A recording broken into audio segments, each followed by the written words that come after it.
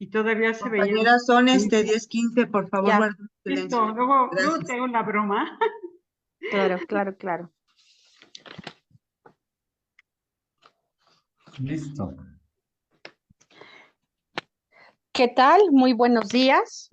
Les damos la más cordial bienvenida a esta su sesión de la Escuela de Cuadros, Vicente Lombardo Toledano. Y hoy es un tema pues por demás importante, relevante, ¿verdad? Tenemos el tema de Poder Judicial, Corrupción, Impunidad y Delincuencia. Y terriblemente es un título que nos hemos hecho hasta, es muy cotidiano, cuando el Poder Judicial debiera ser el órgano más importante para impartir justicia a nivel nacional. Pareciera a veces que la justicia solo es para quien tiene acceso a ellas a través de, pues, el dinero. Ha habido temas, casos muy relevantes que han ensuciado al Poder Judicial, el caso Odebrecht, la relación que sigue viendo empleados o colaboradores de García Luna hoy con la presidenta Norma Piña Hernández, que a todas luces decimos Piña es de Peña, ¿verdad? Cuando pues esta mujer pareciera que no solo ha encarnado una guerra contra el presidente, sino contra el pueblo de México, porque lo menos que ha hecho es defender la justicia, que ella debería ser un símbolo, porque no solo es la presidenta de la Suprema Corte, sino es la titular del Consejo de la Judicatura, donde se toman muchas decisiones y donde también este consejo protege pues a los jueces y magistrados. En el momento que nuestro presidente empieza a ver que habían ahorrado, había dinero en esos fideicomisos, ¿dónde estaba? Donde fueron más de 20,000,000,000 de pesos, donde había fideicomisos tan ridículos que era solo para satisfacer intereses y necesidades de esposas de magistrados. Entonces, es un caso a toda vergüenza y bueno, pues nuestra compañera Carmen Chinas, también Edgar Trejo, nos van a poder hablar y tratar de desenredar toda esta maraña que es la corrupción en el Poder Judicial. Adelante, Carmen Chinas, por favor. Muchas gracias, estimada compañera Irma, y gracias a todas y todos por estar aquí y a quienes nos siguen también en redes sociales. Yo quisiera compartir pues algunas ideas de un tema que hemos estado abordando y por qué es necesario la reforma integral del Poder Judicial y la situación que justo como introducía Irma, pues deriva de una ola de impunidad, de corrupción y de que es un poder que ha estado más bien al servicio pues de la derecha o de intereses ajenos por completo a la población, al pueblo y al desarrollo de nuestro país con soberanía y bienestar. Bueno, en ese sentido, empezaré señalando que nosotros entendemos el derecho y la superestructura desde una perspectiva de clase, una perspectiva más bien crítica, como en dos niveles, digamos, que el régimen económico es la base sobre la cual se erige la superestructura política. Y en términos del marxismo se entendería el derecho como la voluntad de la clase dominante en una sociedad expresada en las normas. Esto es importante porque nos permite entender por qué a veces las leyes y las personas encargadas de implementar las leyes responden a intereses que resultan ajenos para la mayoría de la población, que son distantes del beneficio popular, pero que en cambio son bastante proclives para apoyar los regímenes de derecha o los regímenes inclusive dictatoriales o las élites políticas o las élites económicas de los estados-nación. Lombardo Toledano decía que el Poder Judicial es el que tiene menos movilidad, que cuando hablamos del legislativo hay mayor probabilidad pues de disputar espacios, de que lleguen otro tipo de representantes y en función de ello se pueda cambiar el contenido de las leyes.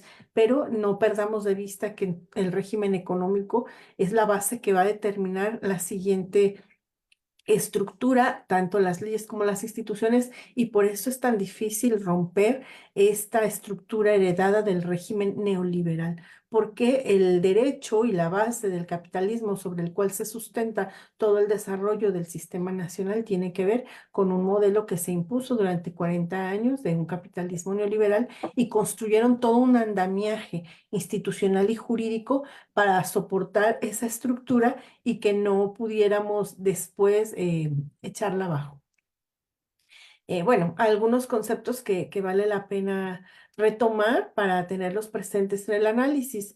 Si la estructura se refiere a la base económica de la sociedad, la superestructura se refiere a las instituciones, las prácticas culturales y políticas que surgen de ella. Ambas están interrelacionadas y la superestructura sirve para mantener la estructura y la dominación de una clase sobre otra. Es decir, que el neoliberalismo creó todo una base económica sobre la cual se sustenta pues el interés de las empresas transnacionales y el sector privado de élite en el país, y para poder sostener esa base tenían que crear una serie de instituciones y legislaciones ex profeso, es decir, que sirvieran para mantener y sostener esta estructura económica del poder público. Me voy a referir a hechos históricos que tienen que ver con América Latina para luego hablar de México y por qué entonces el derecho responde a esa lógica y más quienes aplican el derecho. Lombardo decía, como mencionaba yo hace un momento, que el Poder Judicial en esta división de poderes de la República actúa como el poder menos dinámico, como la fuerza conservadora del orden social que prevalece en beneficio de la clase dominante. El Poder Judicial, no solo en México, sino en muchas regiones, se ha convertido como una especie de resguardo de los intereses de las élites y bueno, para el caso mexicano no es la excepción. Voy a utilizar ejemplos breves de las dictaduras latinoamericanas en el sentido de que después de estas sangrientas dictaduras que tuvieron origen por los golpes de Estado y la presencia de regímenes militarizados en plena Guerra Fría y ante la injerencia de Estados Unidos como potencia en los asuntos internos de nuestros pueblos y la presencia de la CIA, ¿no? Que se dedicaba a combatir cualquier intento de rebelión, rebeldía que tuviera que ver con la izquierda o con el pensamiento crítico o con los movimientos sociales. En realidad fueron décadas muy difíciles para el movimiento social y para las fuerzas progresistas y no se diga para los partidos de izquierda o comunistas.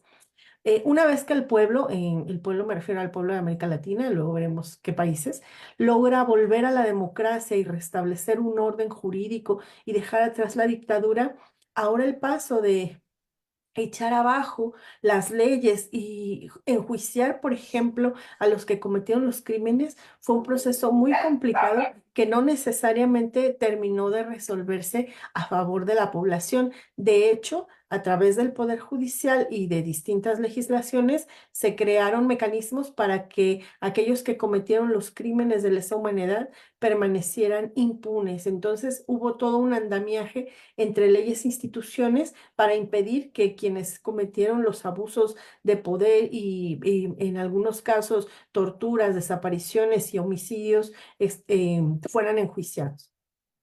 Por ejemplo, en Argentina existieron dos leyes, una ley que se llama o se conoce como la ley de obediencia y una ley que se llama punto final, que han sido muy controvertidas y que las han intentado volver a sacar. Esta ley ha sido derogada, la de punto final, aprobada con Menem, y en esta ley se extingue cualquier acción penal por presunta participación en cualquier grado de los delitos vinculados a esta cuestión de carácter político sucedida durante la dictadura. Es decir, esta ley es prácticamente una amnistía que dice hasta aquí cualquier situación de violaciones de derechos humanos que haya pasado, delito, queda sin efecto y no es necesario investigar. Por eso se le llaman ley de punto final, porque ya no se pueden ejercer acciones penales en contra de fuerzas armadas, militares o personas responsables de los crímenes de la dictadura. Y como esta ley fue muy disputada, agregaron después una ley que se llama ley de obediencia debida. Con esta ley en Argentina, que por supuesto el movimiento social ha luchado por derogar y lo ha logrado y luego la quieren volver a sacar y en fin, es una disputa permanente.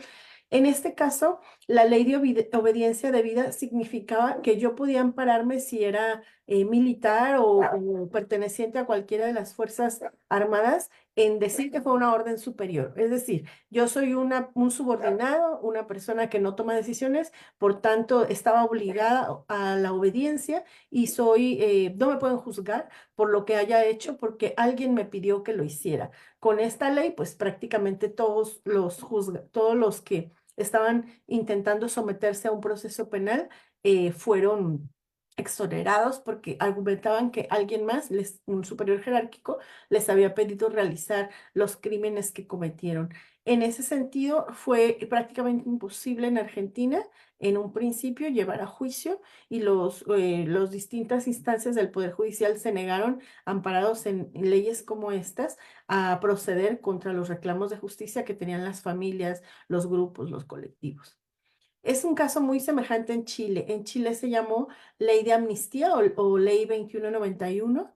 Ella, esta ley fue dictada por la Junta Militar en el 78 y concedía amnistía a todas las personas implicadas en los hechos delictivos ocurridos desde el 11 de septiembre de 1973 y hasta el 10 de marzo de 1978, no importando si eran delitos de lesa humanidad como tortura, desaparición, homicidio, privación ilegal de la libertad o eran delitos del orden común. En ese sentido, los tribunales, cuando algún familiar o alguna víctima acudía para reclamar justicia, se declaraban incompetentes y enviaban los casos a la justicia militar. Todo esto pues se perpetuó hasta los 90 y entonces los tribunales se negaban a aceptar las denuncias de las familias y a otorgar o a iniciar los procesos de investigación correspondientes por los crímenes cometidos en la dictadura en Chile. En el caso, de España, en España no ha habido nunca ningún proceso en contra de los franquistas. ¿Por qué tienen esta ley de amnistía también, llamada muy semejante, ley de punto final? Esto es de 1977 y aquí se dice en la ley que prescribieron todos los delitos que hayan cometido los agentes del franquismo después de la guerra civil y durante la guerra civil, aunque por el tiempo que ha pasado ya sería difícil que hubiera alguien con vida de los que cometieron en la guerra civil, pero después de la guerra civil se siguieron cometiendo homicidios, torturas, ejecuciones. Bueno, esta ley dice que nadie puede ser juzgado por esa razón, porque ya prescribieron los delitos, así que ningún tribunal toma los asuntos derivados de los abusos cometidos por las fuerzas del franquismo en la Guerra Civil Española, porque se amparan en esta ley de amnistía. Y como otro ejemplo, en el caso de Uruguay, igual, esta ley que se aprueba en 1986 dice que para poder transitar a al régimen de democracia ha caducado el ejercicio de la pretensión punitiva del Estado respecto de los delitos cometidos hasta el 1 de marzo de 1985 por funcionarios militares y policiales equiparados y asimilados por móviles políticos. Es lo mismo, declaramos que a partir de 1985 todos los excesos que hayan cometido policías, militares, el tipo de servidor público que sea vinculado a la dictadura, queda sin efecto la persecución del delito y bueno, esto por supuesto no es sino impunidad pura. Y en otros ejemplos podemos citar muchos, pero aquí en el caso de Guatemala, la Corte va a fallar un amparo a favor de Efraín Ríos Montt, del dictador, que declara que es necesario continuar a ampliar el plazo para recibirle pruebas. Y es un ejemplo, pero hay muchos más porque tristemente en América Latina la mayoría de los dictadores no pisaron la cárcel. O sea, fueron cortes, tribunales, juzgados que les permitieron o permanecer en la impunidad o continuar su proceso mientras vivían en casa sin estar nunca privados de la libertad. Y eso se replicó durante toda la dictadura en América Latina y con la transición a la democracia. Es decir, que a pesar que el pueblo había recobrado la libertad, podríamos decir así, los tribunales impedían el ejercicio de la acción penal en contra de los genocidas. En el caso ya situándonos en México, em, el Poder Judicial, como ya lo hemos hablado antes, está muy vinculado a esta construcción, pues, o este andamiaje que sostiene el modelo neoliberal y, por supuesto, esto sucede gracias a una gran corrupción. En el trabajo que se realizó del diagnóstico del Poder Judicial, que hicimos varios compañeros, se señalaba que tanto la Suprema Corte, el Tribunal Electoral, los jueces y magistrados eran un instrumento de la derecha y el imperialismo para menoscabar la democracia y justicia social en nuestro pueblo. También a través de este poder se entregaban recursos y soberanía y, por supuesto, colaboradores que permitían sostener el andamiaje jurídico que sostiene aún el modelo neoliberal en nuestro país. Yo hice el comparativo con las dictaduras porque a lo mejor no existe, digamos, la gravedad de los hechos que sucedieron como violaciones de derechos humanos en los gobiernos militares del Cono Sur o de América Latina, pero la dimensión de la injerencia del Poder Judicial es equiparable en uno u otro sentido, es decir, son aquellos que impiden, por ejemplo, después de las dictaduras, que los responsables sean juzgados porque crearon leyes e instituciones favorables para que esto siga pasando. Y en el caso mexicano, pues fueron 40 años para respaldar a través de la presencia de jueces, magistrados y de la Suprema Corte todos los instrumentos necesarios que permitieran perpetuar el orden del gobierno, los gobiernos neoliberales. Unos ejemplos, además de los que ya hablaba la compañera Sofía, mencionados muy bien por ella, por ejemplo, avalar como Suprema Corte el uso que le llamaron legítimo de la fuerza en contra de la población de San Salvador Atenco en 2006, que instrumentaron los gobiernos de como Fox como presidente y Peña Nieto como gobernador. Esto la Suprema Corte validó y declaró que estaba bien, o sea, que utilizaran 2,000 efectivos contra 200 pobladores del San Salvador Atenco, que lo único que hacían era defenderse contra los abusos que se habían presentado al intentar instalar un puesto para vender sus flores. Bueno, eso lo validó la Corte como que era necesario, o sea, implementar tal despliegue de efectivos y de fuerza de control para liberar la carretera de Texcoco Lechería que habían tomado los pobladores de Atenco en el 2006. En ese mismo año también, en este caso, el Tribunal Electoral, sabiendo que no había obtenido el triunfo y que había pruebas por desahogar y pendientes por resolver, declaran como válida la elección y triunfador a Felipe Calderón, quien había perdido la presidencia frente a Andrés Manuel López Obrador. O sea, hasta allá llega la injerencia, porque si hubieran seguido un proceso y hubieran acudido a revisar voto por voto, se hubiera mostrado con claridad que Calderón no había ganado la presidencia en el 2006. Sin embargo, descontaron todo proceso válido y se fueron directo a declararle ganador.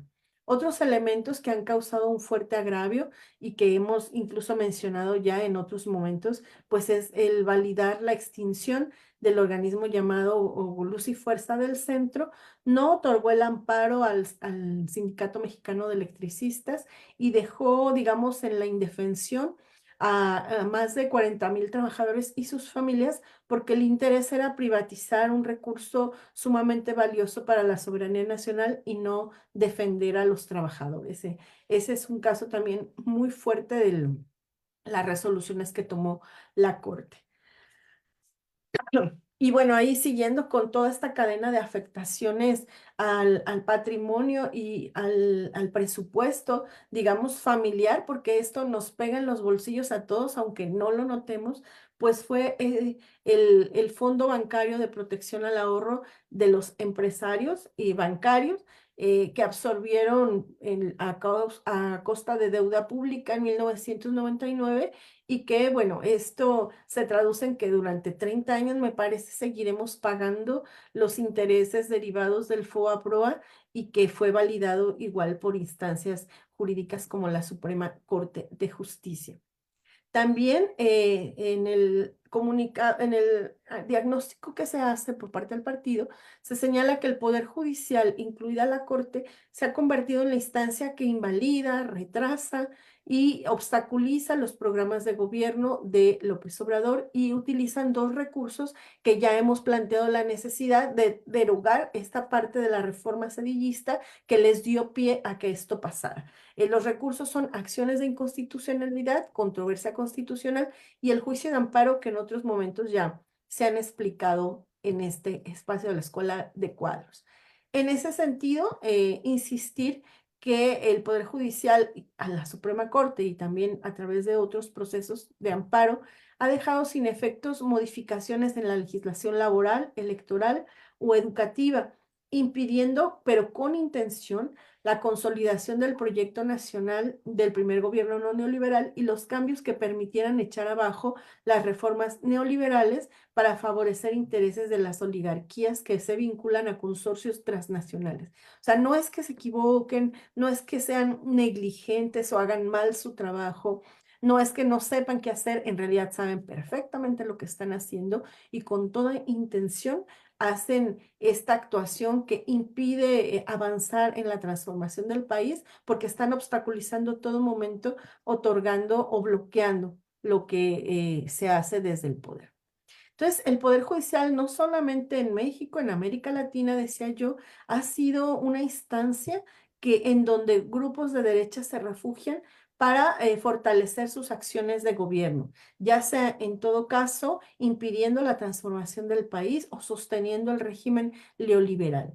El régimen neoliberal, reiteramos, pues sirve a los intereses de una derecha golpista, y que yo pongo fotografías ahí ya no de la dictadura, sino del momento presente, de personajes como Bukele o el de Argentina, Milei, o Bolsonaro en Brasil, y este personero de derecha extrema de México, porque la amenaza de la presencia de la derecha en los gobiernos es latente, no es algo que ya pasó, que ya superamos, y que los gobiernos a través de las luchas populares han logrado modificar la correlación de fuerzas para que ahora haya sectores progresistas o gobiernos menos perjudiciales al pueblo. En realidad, la derecha siempre, siempre, siempre quiere estar en el poder y van a hacer todo lo posible por lograrlo. Y bueno, no es descartable que ese tipo de personajes en algún momento logren llegar, como el caso de Milei, Bolsonaro o de Bukele, que con esta estrategia sumamente represiva de control, según él, de la delincuencia, se ha ganado incluso muchos aplausos, porque dicen, ah, que mira qué bueno lo que hace Bukele, aunque lo que en realidad significa son violaciones masivas de derechos humanos, justificándose en aras de la seguridad, un poco el discurso que tiene ahorita la actual candidata de la derecha en el país. Esto lo mencionaba ya Sofía, solo pongo como ilustración. La corrupción, además de todo esto que es como súper trascendente, es un poder sumamente corrupto que ha hecho una élite de privilegios y prebendas. Entre esos privilegios destacan los fondos de pensiones, que no solamente públicos, sino también privados, o sea, millonarios, la atención médica privada, incluso el servicio de cuidado personal, todo esto a través de estos fideicomisos que se extinguieron o que se solicitaba se extinguieran para recuperar este recurso, particularmente el asunto de las llamadas pensiones doradas, y por supuesto siempre ahí el Poder Judicial intentando frenar estas reformas para la extinción. O sea, esto lo vamos a encontrar cada vez que hay un paso de avanzada, aparece por ahí un juez que va a obstaculizar el proceso. No siempre lo logran, a veces sí, pero bueno, esto ya aparece de cajón. O sea, el recurrir a amparos, acciones de inconstitucionalidad, el ir en contra de cualquier decisión que atente a sus intereses, ya es lo que sucede cada vez. Como si no fuera suficiente todo esto, pues también el Poder Judicial se ha convertido en cotos de la élite, y los partidos estos que controlan la designación lo hacen repartiendo posiciones, cuántos jueces, cuántos magistrados, cuántas personas, y bueno, la disputa en ese sentido no tiene que ver con la capacidad del personal del Poder Judicial y su buen desempeño, sino más bien con las cuotas de poder que se reparten a quién le toca qué. Un aspecto que a lo mejor no es así tan relevante como lo que acabo de mencionar en cuanto a la estructura del gobierno de las instituciones, pero que ha causado muchas ofensas, es el que tiene que ver, por ejemplo, con la designación de familiares en el seno del Poder Judicial, el nepotismo, como llaman, y se ha hecho investigaciones en muchos casos. Por ejemplo, donde yo vivo, en Jalisco, destaca porque es el tercer lugar con más juzgadores que tienen parientes en el Poder Judicial, el 76%, pero miren, Guanajuato, de 46 titulares, 38 tienen familiares, esto es el 82,61%. Ojo, el problema no es que tengan un familiar, pues si a lo mejor tengo un familiar que es abogado y se postula y gana su puesto de trabajo a través de los concursos de oposición o de lo que convoca el Consejo de la Judicatura, eso no es problema. El problema es cuando deliberadamente designan a sus familiares y muchos de estos ni siquiera tienen el perfil para atender una responsabilidad de esta naturaleza. Sobre esa misma noticia, pues hay más denuncias. eh, Familiares en Querétaro, Baja California, Jalisco, San Luis Potosí. Aquí en Jalisco le llaman el virreinato de los hijos, o sea, somos el primer lugar del país de contratar. Los jueces contratan a sus hijos para que entonces ahora los hijos se hagan cargo de distintas funciones en el seno de la función judicial o del Poder Judicial. Un magistrado de circuito, por ejemplo, tiene a sus 4 hijos y así, trabajando. O sea, esto en realidad quita la posibilidad de que personas pues valiosas que se han preparado y que tienen interés de ocupar los cargos, pues no tienen la menor oportunidad frente al reparto familiar. Y pues más allá del asunto familiar, un tema preocupante, por ejemplo, ahora con la reforma laboral, se esperaba que los juzgadores laborales, que en este caso en Jalisco son 38, pues tuvieran un perfil de personas conocedoras del derecho del trabajo para evitar lo que pasaba en las juntas de conciliación, que ese fue el argumento para la reforma laboral en materia judicial, que había rezagos, que no se avanzaba, que no servía de nada la conciliación prejudicial.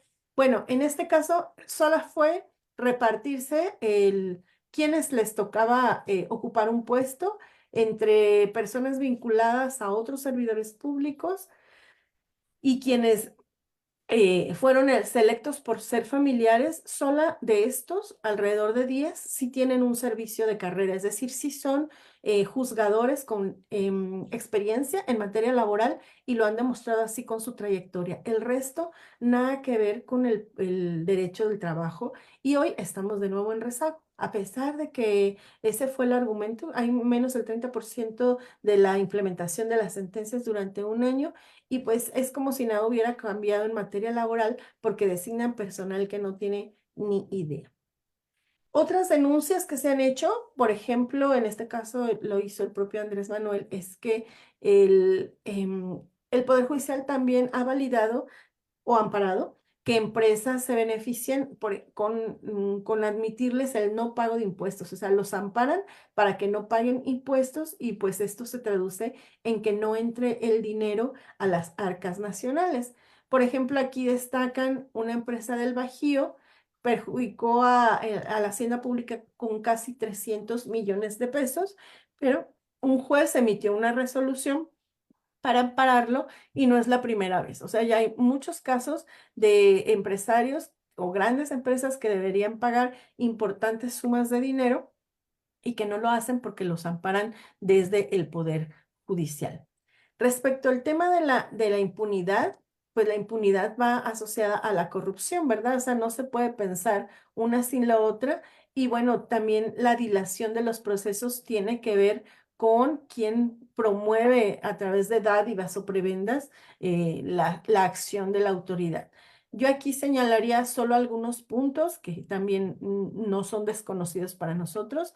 Primero, que hay impunidad porque es muy difícil que la población acceda a la impartición de justicia, es decir, hay que pagar abogados, hay que tener recursos para moverse, hay que tener cierta condición que te permita ir a los tribunales. Y si no la tienes, entonces pareciera que no te alcanza la justicia o no es posible acceder a la justicia y esto perpetúa la impunidad.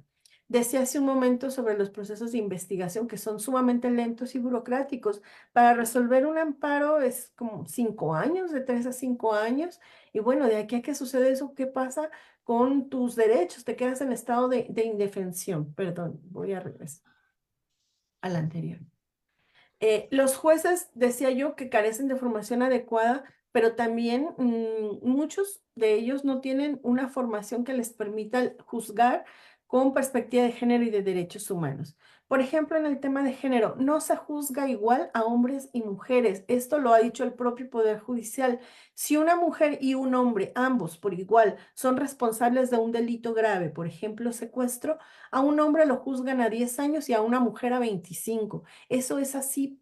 Para las mujeres las penas son más severas por su condición de género, porque se espera siempre que una mujer tenga una actitud de rectitud, una actitud de buena persona, una actitud de ser ejemplo social. Y cuando hay una mujer que comete un delito, es castigada más severamente que los varones. Esto está totalmente comprobado desde el punto de vista estadístico. Y bueno, eso implica que los jueces también tienen que hacerse de herramientas para poder emitir sus sentencias del modo correcto y no dejarse llevar por prejuicios de carácter social que están bastante impregnados en un sistema que por demás tiene mucho que ver en su formación con un pensamiento de derecha. Entonces, para la derecha, recuerden que las mujeres somos sujetas, no somos sujetas de derechos, deberíamos estar siempre al frente de las labores del hogar. La derecha está en contra de que las mujeres se posicionen para par con sus compañeros varones en el ejercicio de la función pública o del quehacer político. Entonces, también en juzgar se nota, porque a las mujeres, aunque son responsables, no estoy diciendo que sean inocentes, son juzgadas con mayor severidad que los varones por el mismo delito.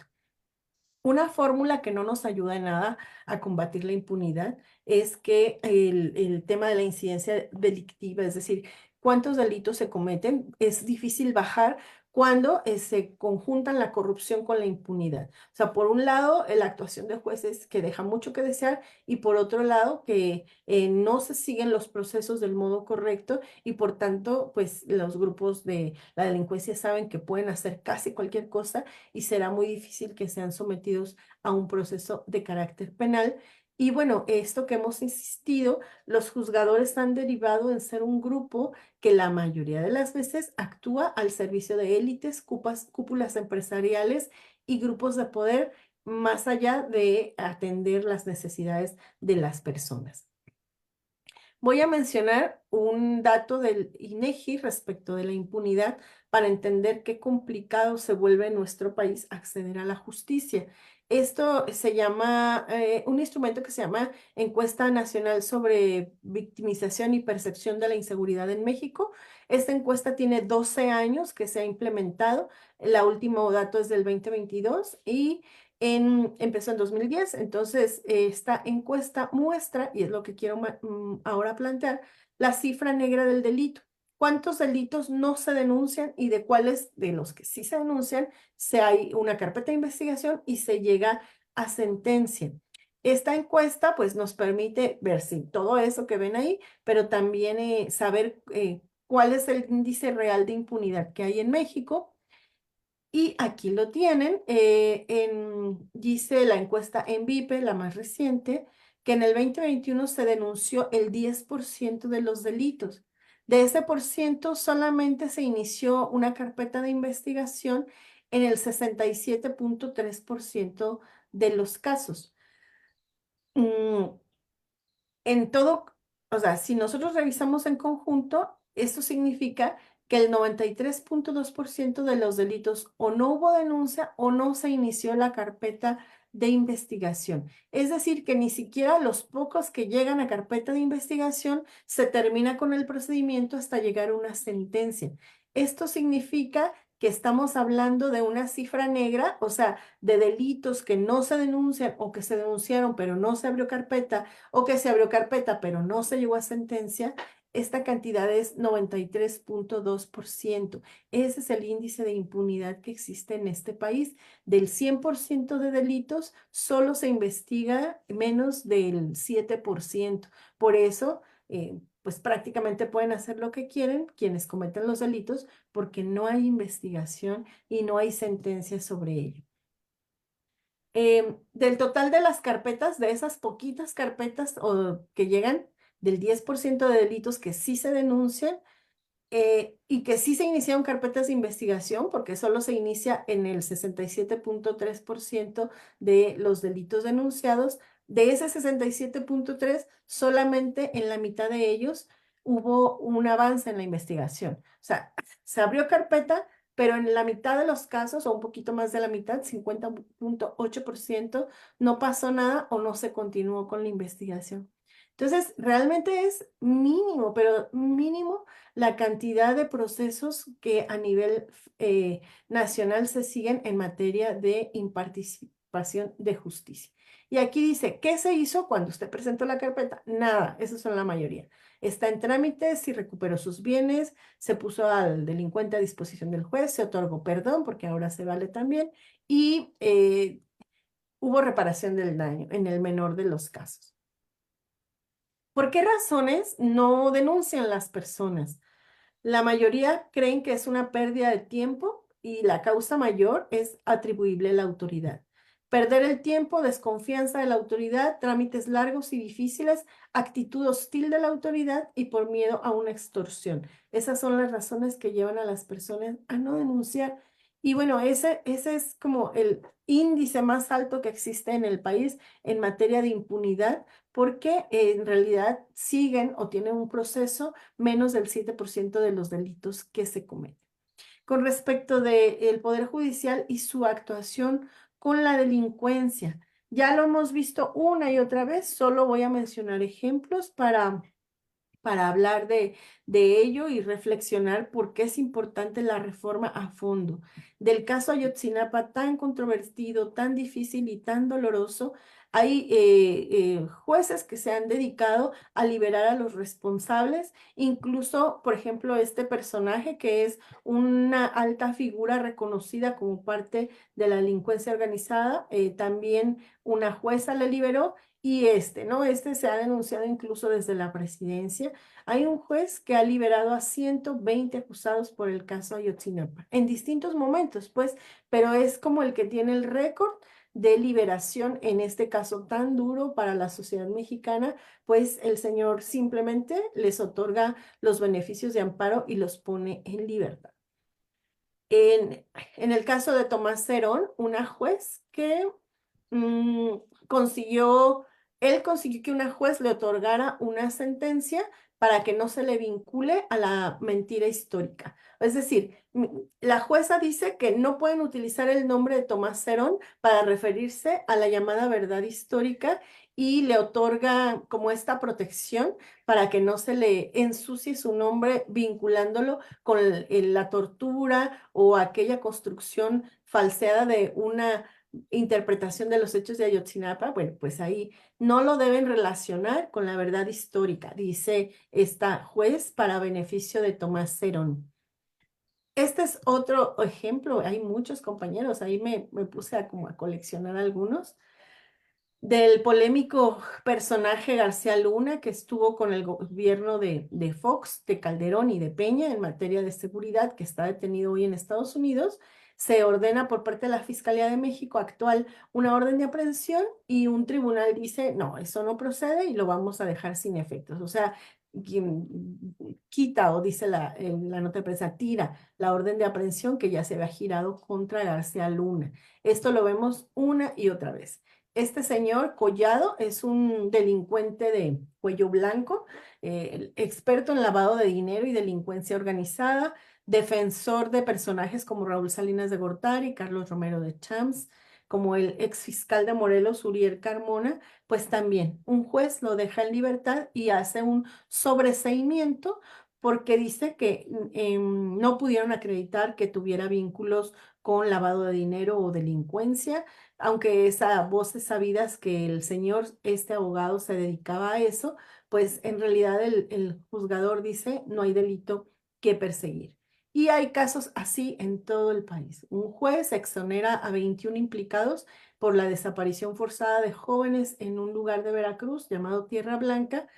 Acuérdense que ahí el propio encargado de la Dirección de Seguridad era el jefe pues de la banda, digamos, de delincuentes que se encargaba de las desapariciones forzadas. Tenían ya toda una estructura para la desaparición en el caso de Veracruz en el gobierno de Duarte. Ah, bueno, pues otro juez después exonera a los implicados y los deja en libertad por el caso de estos 5 muchachos en Tierra Blanca. Am, el presidente también menciona otro caso, dice uno de los más peligrosos de Guanajuato, igual un juez lo exonera y lo deja en libertad, y bueno, el presidente hizo uso de la voz en la mañanera para señalar esto en el 2021, lo que había sucedido y su insistencia de por qué el Poder Judicial tiene que ser cambiado. Este es otro más de un orden distinto, pero recordarán este caso tan polémico en Acapulco de los conocidos como los Porquis, unos muchachos estudiantes de colegios privados de élite, de familias con dinero y poder político, abusaron de una joven que era menor de edad y pues a uno de ellos lo exoneraron y ahora fueron puestos ya en libertad. Y la sentencia, por ejemplo, por violación es de 4 años, en alguno de 5, y la multa son 70 pesos. 70 pesos a uno de ellos acusado y comprobado el delito de abuso.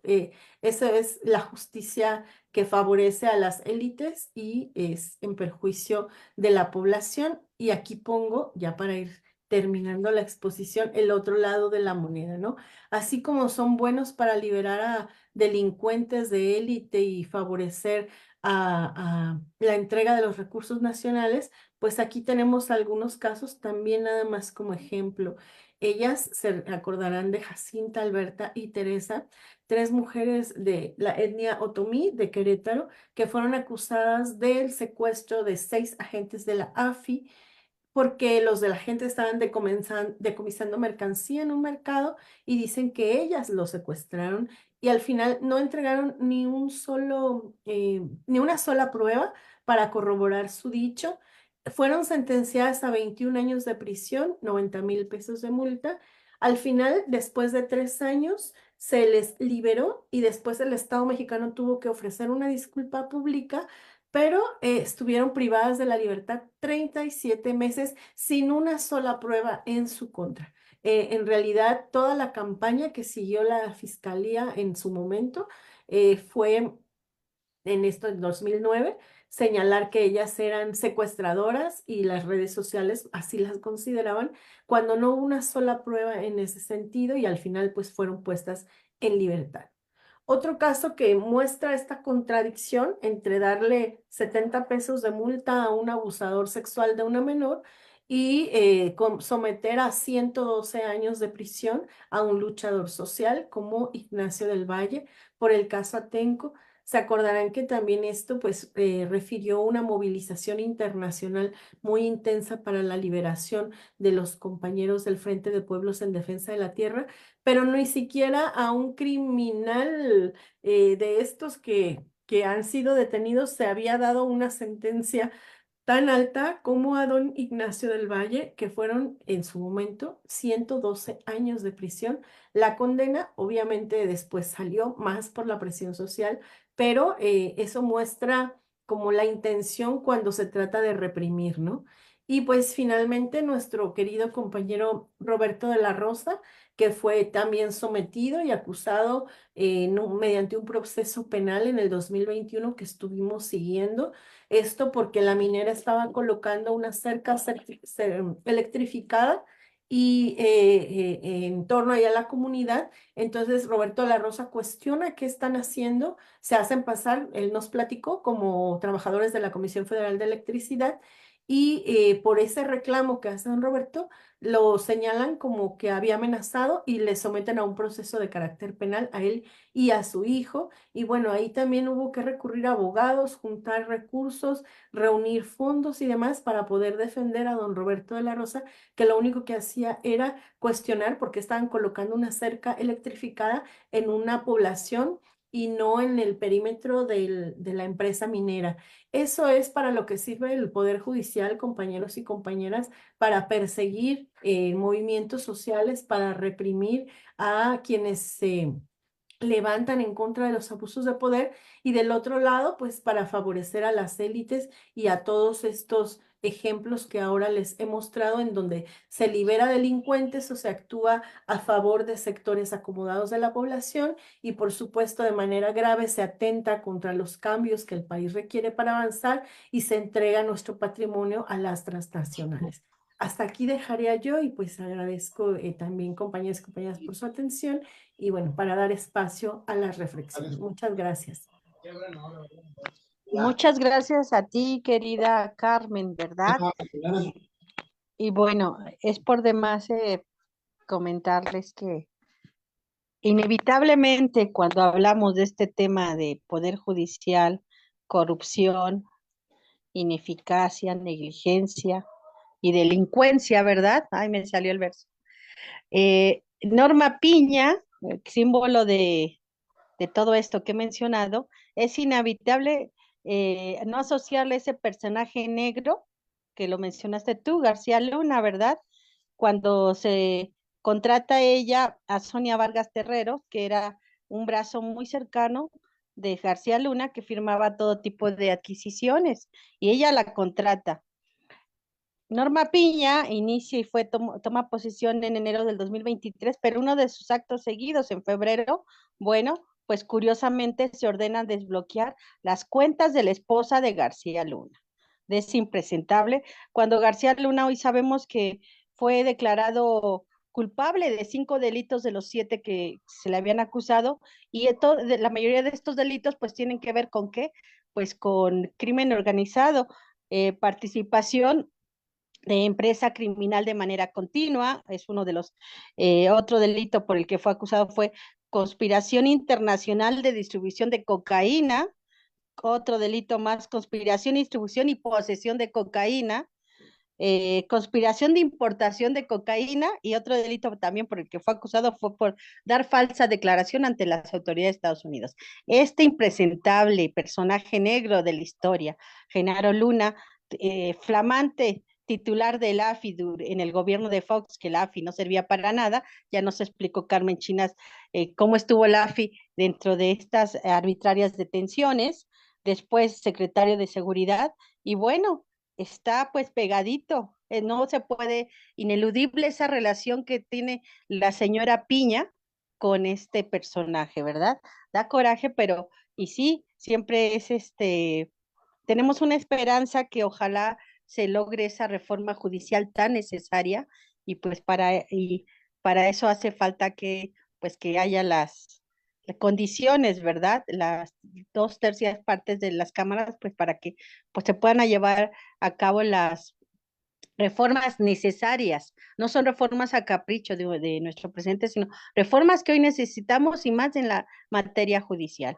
Y bueno, vamos a dar paso también a nuestro compañero Edgar Trejo, que va a comentar sobre este tema. Adelante, Edgar, gracias. Compañeros, buenos días a todos. Pues me parece que sí vale la pena recalcar y aclarar el papel que tiene la Suprema Corte y todo lo que es el ámbito del derecho, con la relación tan estrecha y de defensa de los intereses de la clase dominante. Eso creo lo dejó muy claro la compañera Carmen, citando al maestro Lombardo, sobre el papel profundamente reaccionario que tiene en defensa de los intereses de los poderosos. En este caso no podría ser la excepción, que esta Corte tenga esas características. También me gustaría hablar acerca del poder. Cuando se habla del poder judicial y la derecha lo defiende como la división de poderes, es mentira. O sea, el poder es uno, el que se tiene, y se ha distribuido de esa manera para darle cierta facilidad a las cuestiones tanto administrativas como de ejercicio del poder. Pero ese poder representa los intereses de una clase, vuelvo a repetirlo. Habría que imaginar qué hubiera pasado cuando Lázaro Cárdenas, previo a la expropiación petrolera, ese poder judicial hubiera estado al servicio de una clase social que no fuera la que estaba gobernando y al Estado mexicano. Pues simplemente que las transnacionales no hubieran salido afectadas con ese laudo que desacataron. Hubiera sido impensable que ese poder judicial en aquel entonces hubiera tenido esas características y lo hubiera negado a los trabajadores. No así ahora, porque la correlación de fuerzas es distinta. Yo quisiera también hacer una reflexión respecto a la conformación del Poder Judicial. Yo hablaría de 4 fuerzas dentro del Poder Judicial. La primera es la Suprema Corte de Justicia, que es la que distribuye, organiza y da la pauta, es la voz cantante. En segundo lugar, el Consejo de la Judicatura, que digamos es el patrón, es el capataz de la Corte, para que los jueces y magistrados y los trabajadores estén en consonancia. Otra de las fuerzas que se manifiestan dentro del Poder Judicial son los jueces y magistrados, que tienen también intereses propios. Y por último, digamos, está la tropa, todos los secretarios, los actuarios, toda la clase trabajadora, digamos, los que arrastran lápiz y los que tienen en consecuencia la carga de trabajo jurisdiccional. Ahora, la primera está conformada por 11 ministros que tienen una permanencia de 15 años, que llegan a esos lugares de una manera vinculada con los intereses de los grandes capitales o de las fuerzas reaccionarias. Yo, por ejemplo, pondría el caso del ministro Azuela Huitrón, que en 1995 fue el presidente de la Corte estando el gobierno de Zedillo, y que fue impuesto, así directamente fue impuesto por Fernández de Ceballos. Él fue el que lo puso. Vale destacar que su tesis de Huitrón fue sobre el derecho canónico y que varias de las obras que llegó a realizar dentro de la Corte fueron sobre el derecho familiar y la libertad religiosa y sobre el aborto. Ahí da un perfil religioso profundamente reaccionario y que fue avalado y fue impulsado y estuvo al servicio de Fernández de Ceballos. Ahí también habría que mencionar con respecto al anatocismo, entre otras de las sentencias que se dieron y que favorecieron a los banqueros y favorecieron al gran capital. Eso es la Suprema Corte. De ahí viene el Consejo de la Judicatura, que tiene les decía que los ministros duran 15 años en su puesto. Eso hace que sean transeccionales y puedan permanecer ahí haciendo sus fechorías independientemente del sexenio, con los intereses. Eso les permite esa continuidad. El Consejo de la Judicatura, que está presidido por el presidente de la Suprema Corte, en este caso la ministra Piña, tienen una duración de 5 años.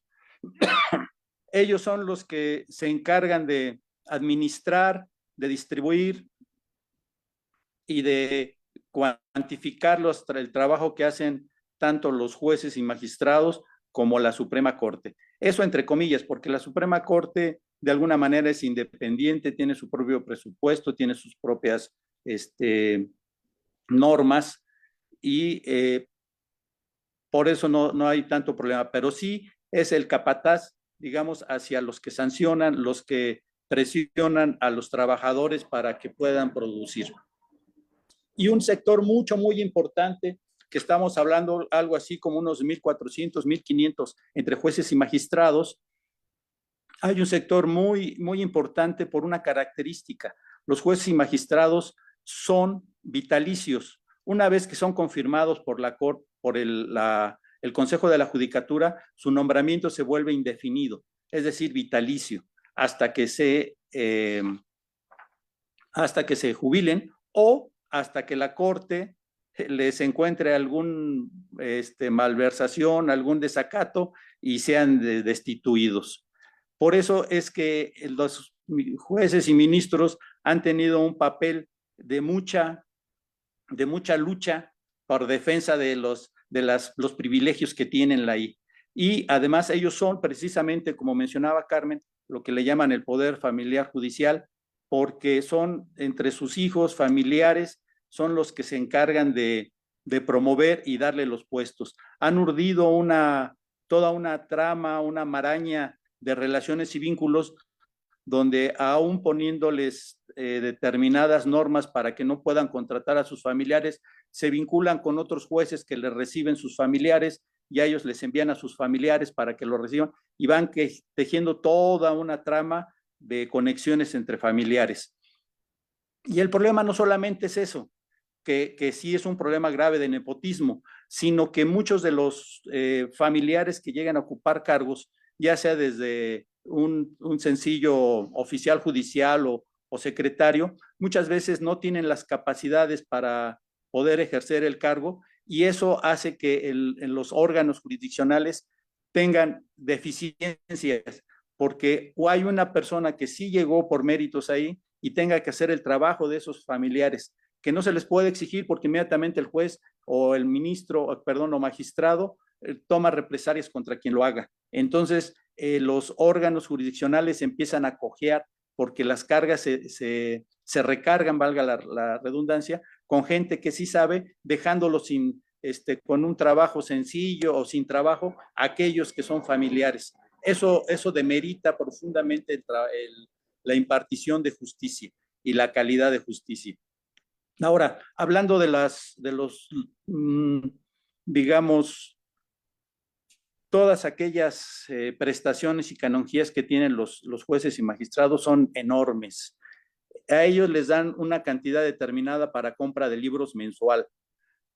Tienen pagados sus desayunos, comidas, tienen vales de gasolina que nunca se llegan a acabar porque la cantidad que les dan es superior a lo que ellos pudieran gastar en un mes. Tienen pues los choferes que no solamente utilizan como choferes, sino como amos de casa, hacen el súper, van por los hijos a la escuela, les cuidan los perros, los tienen como domésticos. Eso pues atentando contra la dignidad de los trabajadores. Ahí es que por eso los jueces y magistrados están empeñados en crear toda una red entre sus familiares para poder mantener. Pero no dejemos de lado a la Suprema Corte, que a fin de cuentas es la voz cantante, como lo decía anteriormente. Ellos son los que pueden, por medio de cualquier acuerdo, reflexión o tesis, hacer que los jueces y magistrados tengan comportamientos determinados. Hay un dicho entre el Poder Judicial que dice, si la Corte dice que los cocodrilos vuelan, vuelan, bajitos, pero vuelan. Ellos enredan, tuercen la ley de tal forma para que puedan. Bueno.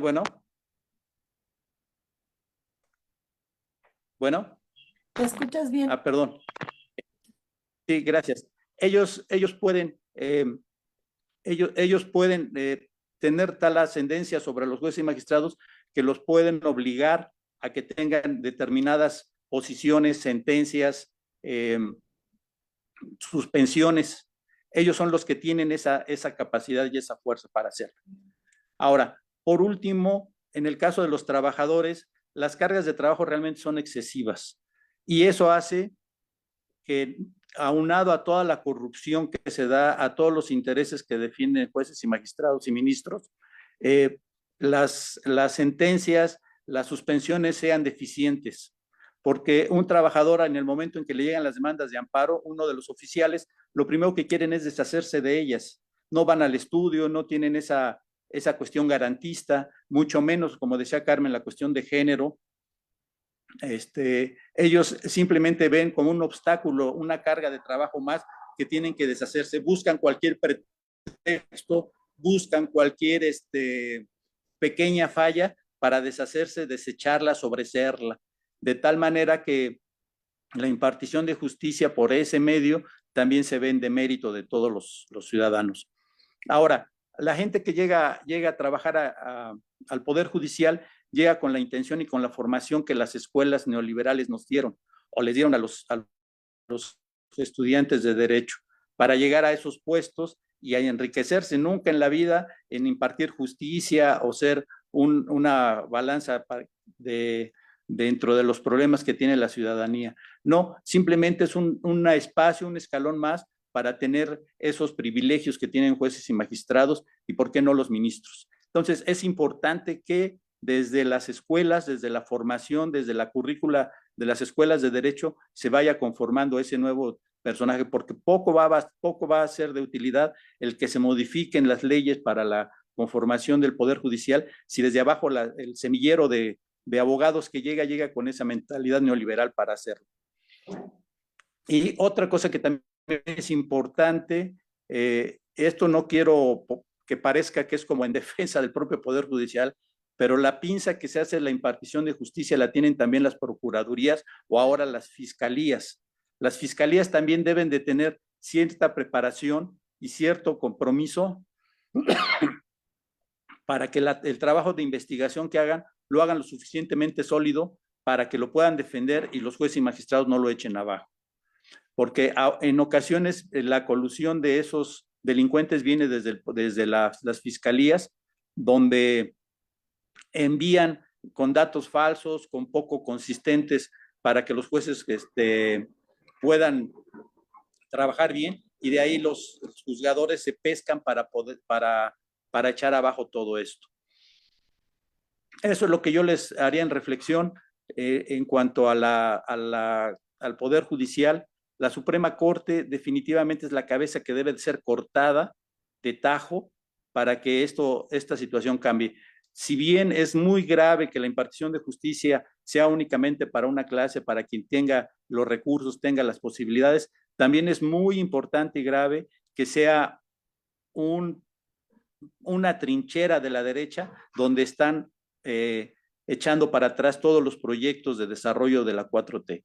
Eso es vital y es, digamos, una cuestión antidemocrática, ya que un pequeño grupo de 11 individuos privilegiados sea la que esté determinando las políticas económicas, políticas y el rumbo que está dando este país. Muchas gracias, compañeros.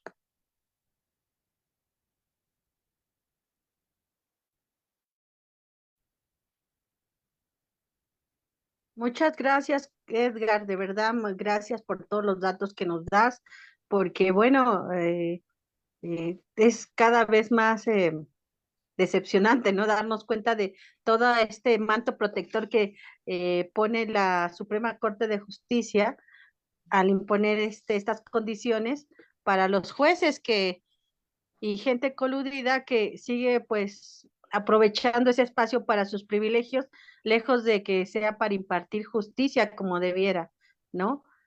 Antes decían, no, pues y yo creo que también, no quiero justificar que eso tenga que ver con esta operación o costumbre que tenemos de mejor darle al policía 200 pesos, ¿verdad? Corromperlo, que llegara a un ministerio público, que llegara, porque sabemos que pues ahí de todas casi las tenemos de perder, porque no hay esa garantía de justicia para los ciudadanos.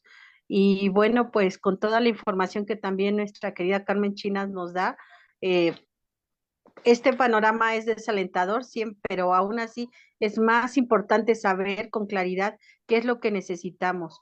Necesitamos una reforma judicial, necesitamos un cambio de estructuras, necesitamos también que tener jueces pues honestos. Dicen que no sería bueno generalizar, pero la gran mayoría pues están operando para ellos, ¿verdad? Obviamente que pues hace más trabajo hacer cada día investigaciones, los amparos hoy se convirtieron como una especie que están al portador, se protegen, los amparos parece que se crearon para proteger a los delincuentes, perdón, ahora se tiene que decir presuntos delincuentes, ¿verdad? Y bueno, así está el panorama de nuestro Poder Judicial, titulado hoy como Corrupción y Suprema Corte de Justicia, ¿verdad? Un símbolo de corrupción y negligencia y también delincuencia. Así con este tema impartido por nuestra querida Carmen Chinas y también colaborado y comentado con nuestro compañero Edgar Trejo, pues vamos a pasar a la sesión de preguntas de nuestros compañeros aquí en la sala. No sé si no veo manos levantadas, por favor, sí. Bueno, adelante. Primera, ya veo a nuestra querida Rebeca desde Jalapa, ¿verdad? Veracruz. Adelante, Rebeca, por favor. Sí, mi estimadísima Irma, qué buena conducción. Mira, yo quería esperarme a escuchar otras intervenciones antes, quizás más teóricas. Quiero felicitar, desde luego, como siempre, a Carmen por esta brillante exposición de lo general a lo particular y el encuadre marxista inevitable y necesario en nuestra escuela de cuadros, siempre también importante. Al compañero Edgar, porque puso un punto muy importante en esto de la transformación de los planes de estudio, si no, no va a haber avance significativo, entre otras cosas. Y yo no quiero dejar de mencionar varios detalles que además es que es innumerable la retahíla de negatividad que tienen estos jueces en este país, ¿no? La liberación de estas delincuentas de cuello blanco como la Elba Ester y la Chayo Robles, terrible, comprobados sus delitos y aún así fuera. Bueno, ¿qué me dicen de los narcos, uno tras otro? ¿Qué seguridad tiene la gente? ¿Qué es la propaganda que yo hago aquí en Coatepec? O sea, ¿cómo van a poder estar seguros sus hijos si hay todos los delincuentes que entran, salen en menos que canta un gallo? ¿Qué les parece lo de Lozoya últimamente, que se va a su casa cómodamente cuando está totalmente representado su delito y su malversación de fondos? Porque, por decirlo algo, la misma Marina está perfectamente convencida de que con su mano derecha agarra delincuentes y con la izquierda los jueces los sueltan. ¿De qué se trata? Les dicen, ustedes son nuestro enemigo en realidad, ¿no? Entonces, creo que tenemos más que suficiente los testimonios para estar a favor y movilizarnos para esa tan urgente, yo creo que es junto con la de la reforma fiscal, esta reforma judicial, para estar y para abonar a ello. Impresionante, y que no falten los planes de estudio, porque si no, no echaremos para adelante de manera consistente, permanente y, como dicen ahora, sostenible. Eso es todo. Muchas gracias. Gracias a ti, Rebe. Y bueno, también el compañero Jorge Morato dice que excelentes los comentarios y aportaciones sobre todo de Carmen Chinas, de Edgar, ¿verdad? ¿Algún otro compañero que quiera participar? No veo manitas levantadas, porque bueno, este tema es por demás súper interesante y actual y tenemos que enterar. ¿Alguien más que quiera participar aquí en la sala de Zoom, compañeros? ¿Quién dice yo? Pueden alzar la mano. No veo manos alzadas. Antes de pasar pues a las conclusiones por parte de nuestros compañeros. Daniel Solorio Ramírez, adelante Daniel, por favor. Pues buenos días a todos, a todas, buenos días. Acá desde Mexicali, escuchando esta interesante reunión. Y pues yo, después de escuchar todas las participaciones, quisiera nada más primero ofrecer una disculpa porque no estuve el día que me tocaba para hablar de la iniciativa del presidente López Obrador en el aspecto específico de la reforma judicial, que es muy importante. Todo esto que se ha planteado en la sesión de hoy tiene que ver con la necesidad de esa reforma judicial, y ya sabemos que tenemos una base. La base para la reforma judicial está dada en la iniciativa del presidente López Obrador, y por otro lado, esa iniciativa está siendo todavía trabajada en foros de consulta dentro de la campaña de Claudia Sheinbaum. Van a salir más propuestas de reforma al Poder Judicial, no solo del Poder Judicial federal, que es al que se limita la iniciativa del presidente López Obrador, sino que están siendo preparadas una iniciativa para la reforma de todo el Poder Judicial del país, es decir, el Poder Judicial federal más los poderes judiciales de los estados. Ese debate está encabezado por el expresidente de la Suprema Corte y hoy miembro de la campaña de Claudia Sheinbaum, el ministro en retiro Saldívar. Es un tema muy interesante al que hay que darle seguimiento, porque todo lo que se ha expuesto hoy tiene que ver con eso, con la necesidad de un poder judicial diferente. Ahora tenemos un poder judicial de la federación que funciona en todo el país, extraordinariamente caro, y tenemos 32 poderes judiciales independientes en cada estado. Cada estado tiene su propio poder judicial, y al final de cuentas, por encima de todo lo que resuelven los poderes judiciales de los estados, está el Poder Judicial Federal. Esa estructura tan compleja que tenemos en todo el país hace de difícil acceso el tema. Por eso vale la pena seguir observando, seguir examinando no solo la iniciativa que López Obrador tiene en las cámaras, sino la iniciativa que seguramente formulará Claudia Sheinbaum una vez que tome posesión de la presidencia de la República. El tema es un gran tema, la reforma judicial, y qué bueno que aquí estamos retomándolo para mantenerlo vigente. Entonces, pues muchas gracias a todas las personas que expusieron, y bueno, sigamos en el tema. Es uno de los grandes temas nacionales. Gracias a ti, Daniel, por tu aportación y desde Baja California. Oye, qué bueno. Pues tenemos, ¿verdad? Siempre participaciones de todo el país, porque en todo el país tenemos que estar informados, activos, y en esta escuela de cuadros, Vicente Lombardo Toledano, como lombardistas que somos, pues estamos siempre del lado de la clase obrera, del pueblo, y una manera de la lucha también y la batalla de las ideas es esta: informarnos, informar a la población, mantener nuestra escuela con temas de actualidad y necesarios como este. ¿Y alguna otra participación, compañeros? ¿Quién dice yo? ¿Quién alza la mano? Antes de darles el paso a nuestros compañeras Carmen y Edgar para el comentario final. Por supuesto, igual desde nuestra querida Baja California, nuestra muy entrañable Marta Elvia. Adelante, Marta. Muchas gracias, querida compañera Sofi, me gustó saludarte.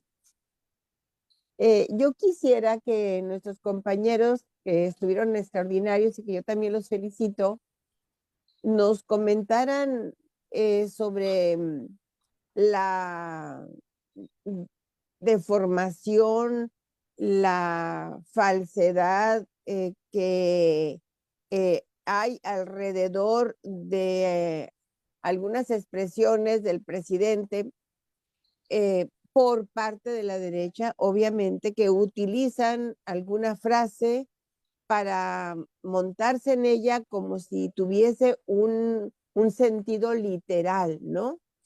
Y, por ejemplo, si el presidente dijo abrazos, no balazos, no, pues resulta de que ahora el presidente abraza a todos los delincuentes y hay una soberana impunidad, ¿no? Y luego, por ejemplo, si el presidente en su propuesta de una reforma judicial establece que los jueces y magistrados, inclusive los ministros, sean electos mediante un proceso de elección popular, no, pues ahora tú, yo, cualquier persona que vaya por ahí a pie, como dicen, puede ser ministro, puede ser magistrado, ¿no? O sea, cómo llevan a un nivel dijéramos, de formación escandalosa, ¿no?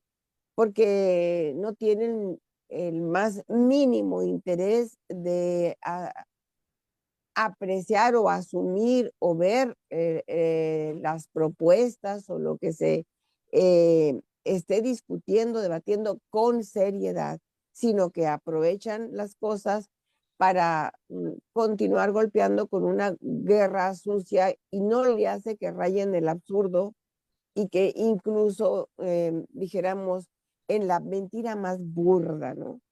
¿Qué nos puede decir los compañeros para, ya en su exposición queda claro de que hay un trabajo de investigación profunda y un enorme esfuerzo por combatir la impunidad y la corrupción dentro del ámbito del Poder Judicial? Pero algo específico donde se pueda demostrar de qué sentido o por qué es esa frase del presidente de abrazos, no balazos, qué quiso decir y qué es lo que en realidad la derecha pretende caricaturizar de esa frase. Lo mismo cuando dicen que habrá elección directa o popular de los jueces en una reforma, ¿no? Cuando no se habla, por ejemplo, de que tendría que ser necesariamente una elección indirecta, cuando ya hubiese habido un filtro importante, ¿no? De quiénes son las personas con la calificación necesaria o más alta para someterse al juicio popular. Su opinión, queridos compañeros. Gracias, Sofía. Gracias, Marta. Sí, compañero Edgar, te toma la palabra, por favor, y después Carmen. Adelante, Edgar. Ese hecho de ridiculizar o maximizar o generalizar algunas frases del presidente que se sacan de contexto, yo en el caso concreto, en los casos concretos de los jueces y en el caso concreto de abrazos y no balazos, hay que recordar que la política que siguió Calderón fue de un enfrentamiento, de una búsqueda, de una persecución, de una guerra contra el narcotráfico, que lejos de acabar con ella, lo que hizo fue abrir una gran sangría en México, de desaparecidos, de descuartizados, y esto nos hacía referencia a una estrategia de gobierno, no de combate al narcotráfico, sino una estrategia de gobierno para, como dicen por ahí, a río revuelto ganancia de pescadores. Eso implicaba también el hacer desapariciones a grupos de gentes políticas no gratas, a luchadores sociales, en aras de esa guerra que se daba. A nosotros una ocasión nos comentaban unos compañeros de las FARC, cuando decían, y lo voy a decir aunque se oye un poco crudo, dice, cuando en las planas o en las primeras planas de los periódicos, en los encabezados de periódicos, aparezcan nalgas y muertos, quiere decir que la política que están haciendo es de persecución, porque los medios también estaban preparados para eso, infundirnos miedo, meternos en un shock a toda la sociedad y en eso agradecer al gobierno que pudiera estar dando esa batalla, esa pelea.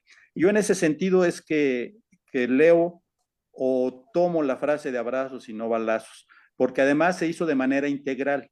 La primera es que no se fue en la búsqueda a continuar con esa guerra contra los narcotraficantes, sino se les atajó de distintas formas y donde más les dolía. La primera en las cuestiones financieras, donde hubo grandes logros por parte de las fiscalías que seguía y perseguía esos recursos. Se les inmovilizaron gran cantidad de recursos en primer momento. En segundo lugar, los apoyos que se le daban a los jóvenes y a la población para que no cayeran presas tan fácil del narcotráfico. La otra, la atención a las adicciones y las difusiones que se estaban haciendo para que no cayeran en la adicción. Todo eso es dentro de un programa y no exclusivamente, porque la Guardia Nacional también se conformó para resguardar toda la seguridad y que era el narcotráfico. El narcotráfico se siguió atajando, se siguió combatiendo como de manera tradicional, pero se abrieron otras trincheras donde también se le dio batalla y creo que ha funcionado. A eso siento que se refería a los abrazos, el abrazo que se le estaba dando a la gente para que no cayera en el narcotráfico, a la gente de los abrazos que se les daba a los jóvenes para que no cayeran en la droga. Y no hay que olvidar que el narcotráfico a fin de cuentas son empresarios, son parte del capitalismo. Nosotros vemos al narcotráfico como a las muertes, los descabezados, pero no, ese es su ejército, estos son sus policías, son sus guardias de seguridad. Ellos tienen administradores, abogados, ingenieros, contadores. Es una empresa, son capitalistas que están y que solamente pueden florecer en un sistema como el capitalismo y que florecieron de manera extraordinaria dentro del neoliberalismo, que era llevar al capitalismo hasta sus más crueles condiciones. En ese sentido, yo tomaría la palabra de abrazos y no balazos, por un lado. Y por otro lado, en el caso de los jueces y magistrados, en efecto, han ridiculizado para decir ahora el carpintero, ahora cualquier persona que pueda estar ahí va a ser juez o magistrado. No, existe toda unos perfiles. De hecho, la Constitución, por ejemplo, dice que todo mundo puede ser diputado, todo mundo puede ser presidente.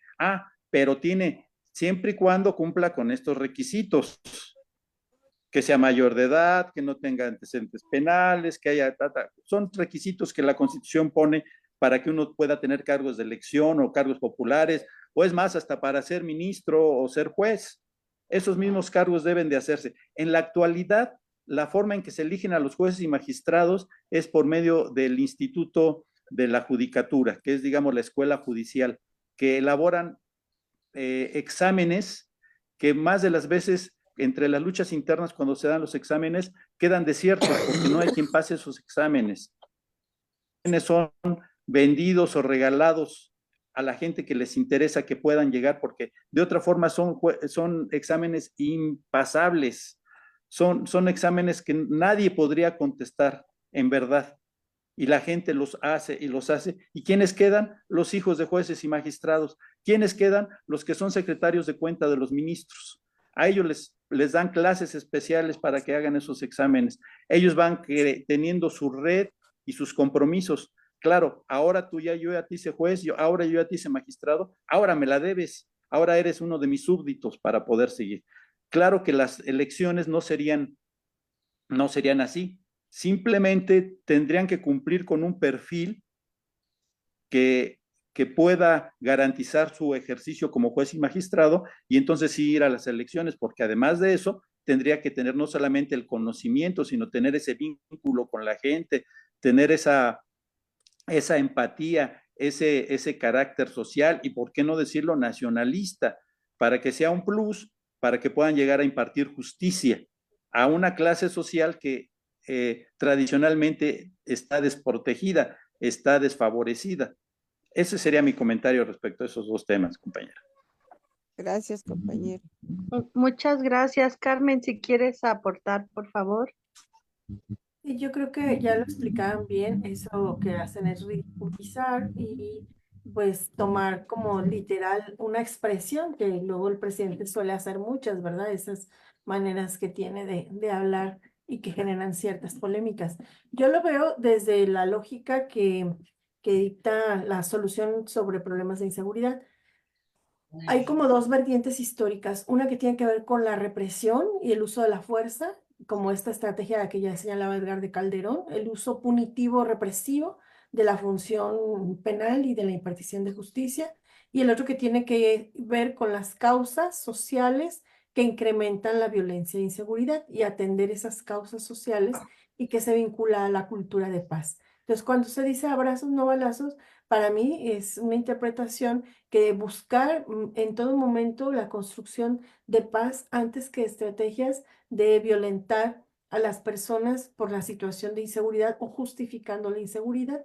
Yo mencionaba el caso de Bukele y que es muy aplaudido. Hemos visto estas fotografías del horror de las personas privadas de la libertad en El Salvador, en donde están prácticamente desnudos, su cuerpo en el piso, uno encima del otro, y que les trata de verdad de forma sumamente denigrante, pero la tentación de la represión yo digo que es mucha y se entiende, pues hay inseguridad y suele haber situaciones que generan incertidumbre entre la población, pero eso no justifica de ningún modo la violencia y denigrar a las personas. La perspectiva de derechos humanos, de cultura de paz, de respeto y dignidad es mucho más difícil, pero es la que vale la pena impulsar e implementar, y lo que tiene que ver con la delincuencia y la inseguridad, pues son dos lados. Uno es la prevención, y la prevención tiene que ir sobre las causas sociales que generan esta situación, y el otro es la inteligencia policíaca. No puedes ir mediante la represión a resolver las cosas en materia punitiva. Tienes que utilizar todas las estrategias de inteligencia que permitan coadyuvar a la solución de los problemas nacionales, y sé que son temas muy polémicos, pero que se vivieron, por ejemplo, con Colombia. Colombia en el proceso de paz tuvo que transitar hacia un proceso de reconciliación nacional y de perdón, que en el caso mexicano de ningún modo siquiera se ha pensado en discutir, porque en el caso colombiano estamos hablando de actores de la sociedad civil que estaban armados y que son hermanos, pues, que buscaban una lucha. Aquí no hablamos de eso, aquí hablamos de delincuencia o grupos criminales que han cometido actos de agravio en contra de la sociedad y que merecen ser sancionados y juzgados con todo lo que significa un proceso penal, pero no por ello irnos con la salida fácil, pues, de creer que más formas represivas van a resolver la inseguridad y violencia que se padecen al día a día. Eso tiene que ir a causas de fondo y a situaciones de prevención para poder empezar a ver un cambio significativo. Y bueno, hay muchas respuestas desde una percepción de la combate a la delincuencia y a la inseguridad, con un enfoque de derechos humanos y garantista más allá de represivo punitivo. Gracias. Muchas gracias, Carmen, por y a Edgar por todos los datos que nos dan, que son tan válidos, que nos hacen entender un poco más, ¿verdad? Este oscuro sistema judicial. Compañeros, ¿alguien más que quiera participar aquí en la sala? Y por Facebook le agradecemos a Ángel Noel Castro sus saludos, y también a nuestro muy entrañable y querida compañera Cuauhtémoc Gámez Cuadromundo, que nos está siguiendo por Facebook. Y alguien más, y ya estamos para cerrar, ¿verdad? Si tienen alguien más alguna pregunta, y si no es así, pues entonces ya. Querida compañera. Claro que sí, adelante, adelante, Ay, Ale, bueno, por favor. sin querer estar a favor necesariamente de veras de Bukele, además es importante abrir un poquito el debate, porque siempre estar de acuerdo con todos, pues de pronto resulta aburrido. No es que yo vaya a defender a Bukele, pero sí me gustaría que se considerara lo siguiente. Yo creo que hay aspectos que no conocemos de él totalmente. Una, ¿de dónde proviene? Él proviene de la guerrilla. Y no es cualquier cosa. Y se tuvo que fajar contra toda una status quo para llegar a donde está, entre otras cosas. El tipo, sí, lo que dice Carmen, en términos de nuestra visión, donde no tenemos aquí ese problema de la delincuencia de esa manera tan aguda. Es interesante lo que dice Carmen, pero yo me imagino, yo me pongo en las pantuflas de Bukele. Si yo estuviera en un país absolutamente expoliado por los intereses extranjeros, donde además encima tengo a y terriblemente atrasado además respecto al progreso de la región, y donde además tengo un problema de delincuencia de lo más bárbaro, porque estos señores de las maras no se tientan el corazón cuando te ven pasar como transeúnte. Yo no sé si si yo hubiera hecho lo mismo, más allá de la discusión de derechos humanos, había que frenar esto. Yo le daría el beneficio de la duda para ver qué sigue. Ahorita por lo pronto tiene las cárceles que tanto envidia la babosa de Xochitl, ¿verdad? Tiene esas cárceles. Vamos a ver después. No creo que los vaya a asesinar. Su dignidad, pues sí, pero ellos no tuvieron reparo, los delincuentes, para hacer la sangría que han hecho con la población, y no nada más de El Salvador. La otra, yo estoy escuchando últimamente un discurso de Bukele muy regionalista, en el sentido de que vamos a unirnos. Hay que rescatar eso, hay que mirar realmente más allá qué sigue con Bukele. Me gustaría eso. Eso es todo, no estoy confrontando lo que dicen aquí. Simplemente hay que darle el beneficio de la duda y mirar con más atención qué sigue y qué haríamos si hubiéramos estado en un lugar como está Bukele. Eso es todo, gracias. Gracias, Rebe. Adelante, Edgar. Nada más para hacer un comentario en este sentido. Si bien ya comentamos, se analizó la situación del Poder Judicial, jueces y magistrados, ministros, quiero hacer un comentario respecto a que no Sí. solamente están haciendo eso, sino que actualmente están de manera activa participando. Hablamos que son cerca de 1,500, 1,400 y tantos jueces y magistrados, pero habemos cerca de 40,000 trabajadores. Esos 40,000 trabajadores están siendo asusados, espantándolos, motivándolos a que participen en defensa de los intereses de los jueces y magistrados. Hay compañeros que están ya viendo la manera de vender sus vehículos porque ya nos van a quitar prestaciones, ya no nos van a pagar lo que nos van a pagar, nos van a bajar el sueldo. Están realmente los compañeros espantados porque estas reformas de López Obrador les van a afectar sus derechos laborales. Y esto está haciendo que se movilicen esos 40,000 trabajadores a nivel nacional, se movilicen en favor de la derecha, que se estén movilizando en estas marchas que ha habido de la paz, estas marchas que ha habido en defensa de la democracia. Son gente que está haciendo, en primer término, espantada para que participe. En segundo, amenazada, porque los jueces y magistrados les están diciendo, tienes que ir a esa reunión, tienes que comprar la playera y tu cachuchita, tu gorra, para que vayas y defiendas la democracia, defiendas al Poder Judicial, aportes para las mantas, aportes. Eso lo están haciendo jueces y magistrados. Y algunos han ido más allá todavía, que los han estado afiliando al PAN. Entonces, ya no solamente están cometiendo las fechorías de las que estamos comentando en las cuestiones de inconstitucionalidad, los amparos a los delincuentes de cuello blanco, a los empresarios, sino que ahora se están convirtiendo en activistas políticos, están teniendo reuniones con su gente y claro, tienen la ascendencia sobre los trabajadores por la cuestión del despido o que tengan determinadas represalias. Hay que estar muy atentos a esto porque estamos hablando de un universo de 40,000 trabajadores que están siendo de alguna u otra forma manipulados para que voten a favor de la derecha. Ese era mi comentario, compañeros. Muchas gracias, Edgar. Gracias. Y bueno, si ya no hay más levantadas, ya no hay participaciones, estamos ya en la parte final. Pues quiero agradecer siempre a nuestra querida Carmen Chinas por esa gran exposición, también a Edgar por darnos los datos y la experiencia. Sus aportaciones pues nos abren un panorama y también agradecer a los compañeros que por Facebook nos siguen.